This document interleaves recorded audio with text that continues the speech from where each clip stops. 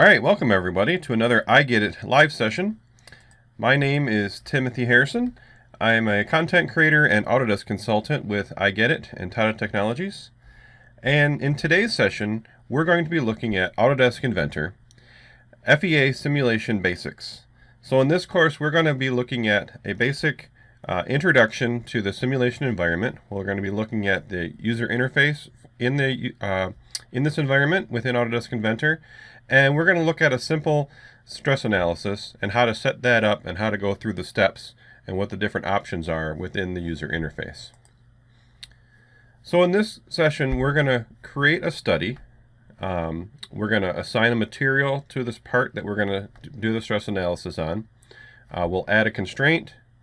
We'll add a body load onto this part, and then we'll run the simulation. After that, we'll look at a few things on how to analyze our results and what it displays and how we can create a report when we're all done with our simulation. And with that, let's jump straight into Autodesk Inventor. So I have a simple part here that we're going to run our simulation on. The simulation environment you can either run on an individual part or you can run it on an assembly. For this introduction session, we're just going to look at this simple part. It's kind of a symmetric part. And there's two ways to get into the simulation environment. So right here from the 3D Model tab, we have option here for simulation, and we can enter the stress analysis environment from here. We can also select on the Environments tab, and this gives us access to all the different environments that are available within Autodesk Inventor, and we can select stress analysis from here as well. So we'll select stress analysis, and we're given a new tab called Analysis. Now, the best way I like to describe this, if you're unfamiliar with the environment, is to literally go from left to right across the ribbon. So as you see right now, all the other options here are grayed out, and the only option we have is to create a study. So we're going to create a new study. We'll select on this, and we have the Create New Study dialog box. We can change the name for this particular study. We have a couple options for design objective. And in this case, we're going to look at a static analysis. We also have modal and shape generator, but for this introduction, we're going to look at static analysis. And then one of the options here that we're going to check on is this detect and eliminate rigid body modes. This option gives us the ability, Inventor uses an algorithm that will stop movement and motion in the part when we don't have enough constraints. So in this case, we're going to add a constraint, but we're only going to worry about the constraints that we know we need. And then the other stuff that, we're not too worried about, we just want it to stay rigid where it's at and not move around. This will detect those and remove them from the analysis. We'll select OK. So our analysis study has been created. You notice in the browser here, we have the Model tab and we have a Study tab. So the Study tab gives us all our options and items that are for this analysis study. One of the things we'll do first before we start across the ribbon is we'll do a little preparation for this model. So in this case, in this model, you'll notice that we have a fillet edge that goes around the entire part. Now this might be just a cosmetic thing or something that we're not really too concerned about for this particular design. And we don't really need to compute that in the analysis, especially if you have a super complex model. Any additional edges are going to be computed within that simulation and may cause additional time, may cause additional issues for you to get that simulation done. So in this case, we're not too worried about that particular fillet. It's more of a cosmetic thing and doesn't really have any structural feature or anything that's going to make any real difference on this particular part. Under this study, we'll expand the part, and we have a list of all the features that are available and are going to be currently computed when we run our simulation.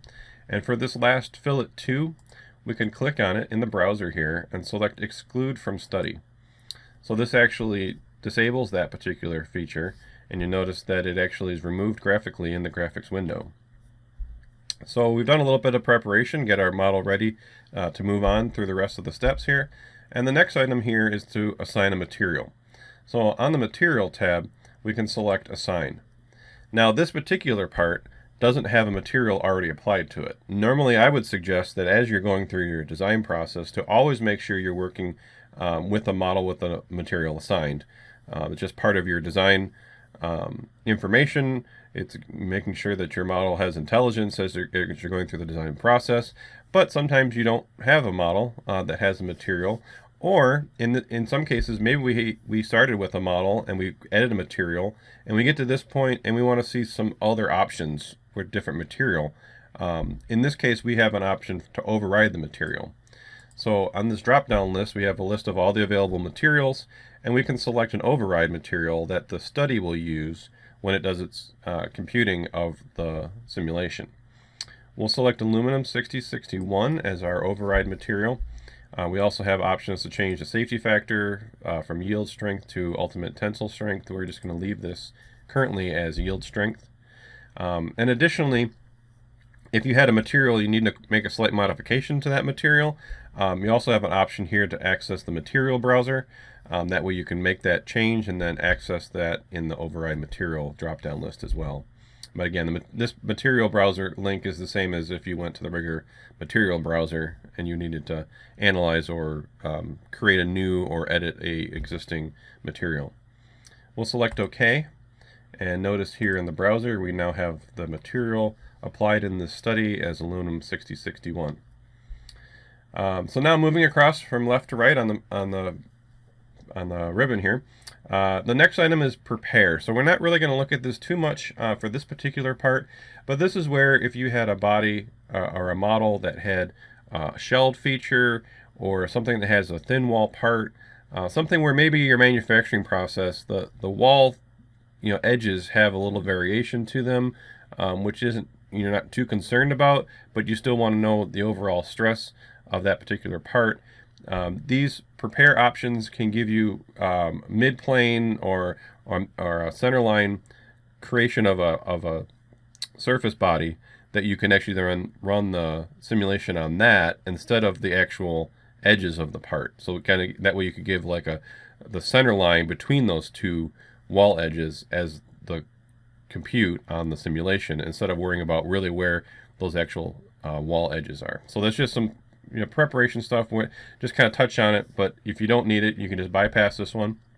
But that's what this prepare section is for, just to create some additional surface geometry to run your analysis on instead of maybe the part itself. Next we'll look at constraints. So we have a couple options for fixed, pin, and frictionless. For this example we're going to select the pin constraint, and then for location we're going to select this center surface here, and then we'll select OK. There's also some other options that you can turn on and off for fixed radial direction, fixed axial direction, so you can change those options as well. And then you could also change the name of this pin constraint on this dialog box as we are entering this particular constraint.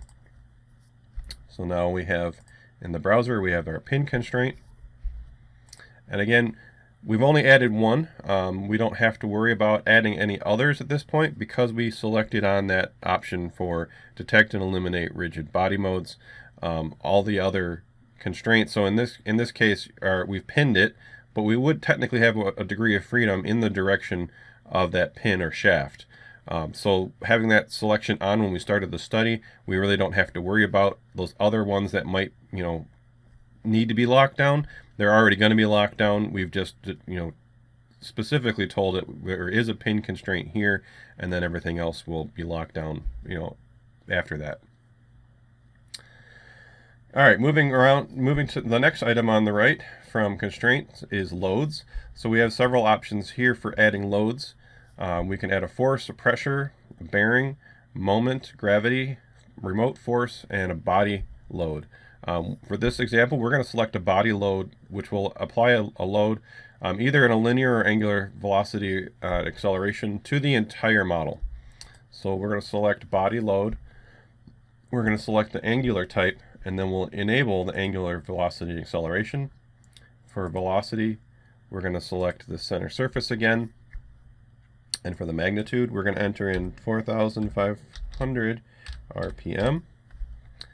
And we'll select OK. So now we have our load applied. The next item is contacts. Contacts is really more for when we're looking at assemblies.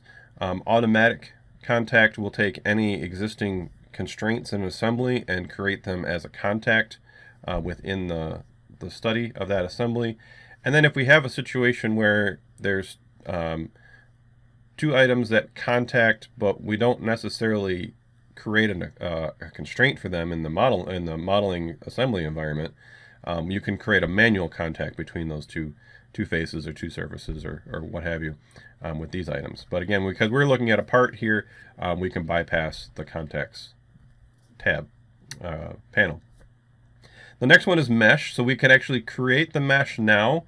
We're actually going to skip this step and just go straight to simulate. The simulate will actually create the mesh when we start it. And we'll kind of come back and look at how to refine that mesh later. So we'll go ahead now and we'll select simulate. This drop down here will give you any warnings that might happen as it's trying to create the simulation. But in this case, I don't really expect to have any warnings, but that's where any warnings might show up if the solution had any problems as it goes. All right, so we have our simulation done. It gives a graphical display here. You can see the outline of the original part and then the stress and movement of that force that was applied on the part. One thing to keep in mind when you're looking at these images, that this is a very exaggerated display. So it's giving you an exaggerated look at, so you can see the direction and how the part moves under these loads. It doesn't necessarily actually bend that far. It's giving you an exaggerated representation so you can visually see what's happening here.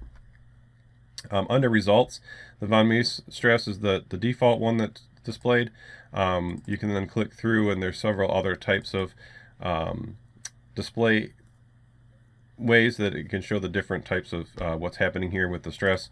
You can see the displacement, safety factor, a lot of different things here that are displayed when you run this analysis. If we go to the next tab here under results, we can select animate, and with the animate option we can actually run an animation of this simulation, so we can actually get a visual of the direction that this part is moving when the stress and loads are applied. And then this can give you some visual cues if you're expecting it to go in one way and that you're looking at the animation and like that's not the direction I expected the load to go. It gives you some visual cue of which way this is moving, and to reconfirm that you're actually getting the result that you expected there to be. We can change the speed of this. We can change the number of steps. So the less steps is more of a choppy view, and more steps is a smoother view. And then you can turn on and off whether you can see where the original part was, or leave it off. And then you can select record, and we'll actually record a small video of this so that you can share this with a colleague, a customer, or put it in a report. We'll select OK. And then the next option is for probe. So we can actually click on different parts or different areas within the part to see what the stresses are in those particular areas. So in this case we have an area of higher stress here. We'll select a point on there, and we're given a tab or a little flag here that shows what the stress is in that particular area. If we select it out here, you can obviously see there's a much lower stress on this particular area of the part opposed to this area in here. If we run that animate again, you can actually see that these flags for the probes are actually animated and actually show at the different points in the movement of the animation what the stresses are in those areas. And then the last one on here is convergence. So if you open this up, it gives you a plot graph, and what this is showing is when you run the solution for the simulate, Inventor actually runs it 3 times. So in this case, our convergence rate between the 3 times that it was run is within a 15% convergence rate, which is pretty good. You want to make sure that that percentage is as low as possible. If you had one of these points that's way off the chart someplace, so that you have a large convergence rate, then something didn't compute right, or there's something weird with your model that you're getting odd solutions. So then again, this is another check to make sure that everything is similar when it's rerunning these solutions each time, that it's all within the same average range. So then another thing to keep in mind when you're looking at these, so in this case we have this high, what looks like a high stress area, this red spot here. The one thing to keep in mind when you're looking at these results is this is basically a 0 to max display. So even though it's showing a really high red area, that may, or it's a higher stress than other places, but that doesn't necessarily mean that your part is going to fail. It just means that on this graph, that's the highest stress in this part. If we had a reason why, we know that we have a permissible level of stress, that area, even though on this graph shows it's a high stress area, may be within our acceptable tolerances. If we go on to display, we go to color bar, we can change the visibility of this color bar. We can change the minimum and maximum. So what this is doing right now is showing this is the minimum stress, and then at the highest level, this is the highest stress. Not necessarily saying this is a bad part or area that's going to fail. It's just giving you this is where the highest stress is. If for some reason we say we know that we have an acceptable level of 200 MPa as for our display, we can select apply, and it will adjust that graphical color variant. And now see, so we have an acceptable maximum of 20. Those areas of high stress, now the color is changed to a mid-range. So that visual cue that this area, it's a higher stress, but it's still okay. It's within our acceptable range. Additionally, we can change this to a black and white instead of the colors. You can change the position of them, size, fit to window, these kind of things.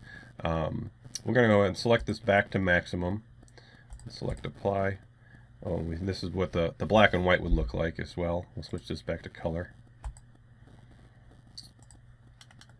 And then additionally, you can change what the probe labels look like and some of the items that are displayed on there. You can change smooth shading, contoured shading. Again, these are all just the visual cues to give, especially when you're giving reports and giving this to customers so they can visually see what's happening with the stress in these.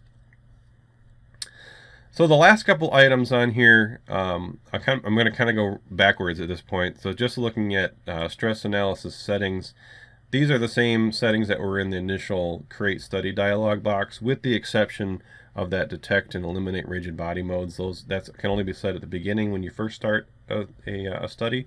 But all the other items that were on that particular dialog box, you can change those here. And then Guide gives you some kind of basic steps. So you either, if you're new to FEA or if you're familiar with FEA, gives you this, basically gives you some high-level detailed steps, basically what we're showing here today of where to start, how to go through your particular model. So the last thing is report, and before we go to report, let's take one last look. So we said we were going to look at that mesh view and come back to it. So let's go back and we're going to look at the mesh. We'll select mesh view, or so this actually views what the mesh was created when we created our study. If you notice in here, there's a few items that were created for this particular surface. There's only like 1, 2, 3, about 10 items, 10 little surfaces, triangle surfaces that were created on this, and then a few on this radius down here as well. We can redefine how many elements are created here to get a little more defined area where this higher stress area is in here. If we look at the first item is mesh settings. So these are the defaults. So this is what it was using to create all of these elements and what size they were, minimum size, grading factor. These are all the defaults that determined how big that these different elements were when they were created. If we go to local mesh control, so we'll select on this face and we'll select on this face, and then we can change the size of that element. So the default was I think it was 1. So we're going to go to 0.5, select OK, and notice here in the browser that our mesh needs to be updated. So we'll update the mesh. And notice now in this area we have a lot more elements that are a finer definition of what these surfaces look like. And that only updates in that one corner. So these other areas that are pretty much symmetric around the entire part, we don't need to calculate the mesh in those areas. We're just going to look at this one and then know that because this is a symmetrical part that it's going to be similar items all the way around. So we only have to recompute this one area. So at this point we don't have any results anymore. We need to rerun the simulate. So we'll rerun this.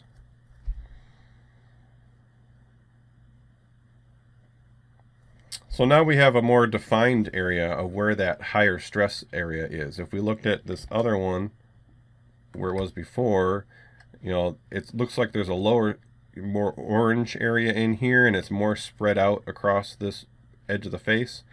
But if we look at where we have a more defined surface with more elements, notice there's a little higher stress and it's more localized on the upper part and not quite as distributed as it might look in the other area because of the way it was computed before. So again, this is a way that you can get a higher definition and more detail on where that stress is within that face. But again, you don't have to redo the whole model. You can just do it in one specific area. Alright, so we finished going through our simulation. We put some probes on there. We redefined our mesh.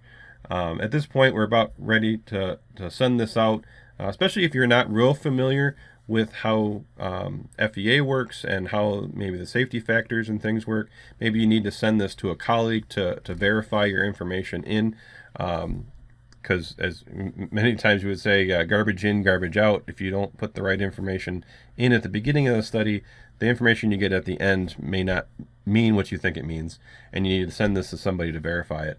So we can create a report. So we select report. We can give it a title, who the author was, save a location, add a logo. If there's, if you have a company logo, this will just currently give the Autodesk logo. But if you have a custom logo for your company, you can add it here with the file location.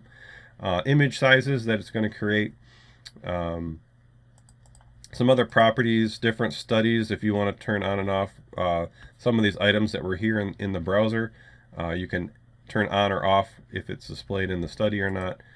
Type of format, so this is going to be an HTML file that's viewable within a browser, so the person that you send this to doesn't need a special viewer or a special program other than their web browser to be able to view this. So we'll select OK. We already have a file name, so I'm just going to overwrite the current one, and it's going to run through and create all these images of all the different display types.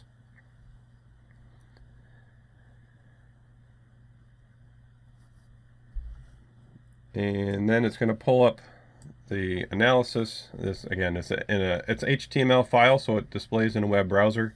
Again, this Autodesk logo on the side, that's where if you had a company logo, you could add a link to your company logo and it would display that in here instead. So then it gives all this information on the type of report that was run, some eye properties from your model, some mesh settings that were set in there, the material, what type of body load was created, the selected faces for that load, the type of constraints that were added, so our pin constraint and where it was applied, and then some results for the forces, results summary, and then it gives all these images of the different types of displays that were shown when we were creating this study. And any of those probes that we added, so where the probe was added to that view, the probes are also shown in these examples as well. So there's lots of images that it creates, and it creates a top view and a bottom view of each one of these all the way through. So then you can send that off, and either to a customer or to somebody in your company that may need to verify that the information that was given seems to be accurate.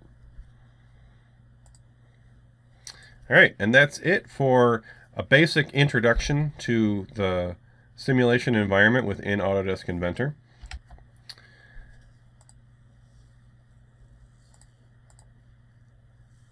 So additionally, if you want to learn more about how to run simulations and how to set up simulations, how to apply additional loads, much more than what we went through today, you can take our Autodesk Inventor Simulation FEA Essentials course within the I Get It platform.